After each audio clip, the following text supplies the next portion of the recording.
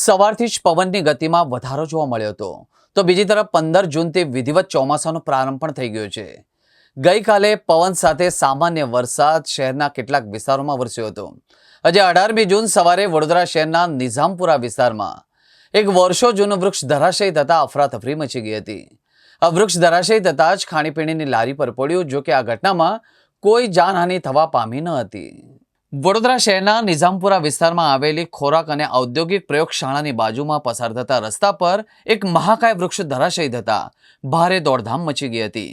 આ અંગેનો call Vadodara fire and emergency વિભાગને મળતા તાત્કાલિક ટીમે પહોંચીને કામગીરી હાથ ધરી હતી। ઝાડ નીચે પડતા જ ખાણીપીણીની લારીઓ દટાઈ ગઈ હતી, જેમાં ચાની લારી પર ઝાડ પડતા જ મોટું નુકસાન થયું હતું। નિઝામપુરા વિસ્તારમાં ઝાડ ધરાશયી થતાં જ વડોદરા ટીપી 13 ફાયર વિભાગની ટીમે પહોંચી કામગીરી હાથ ધરી હતી।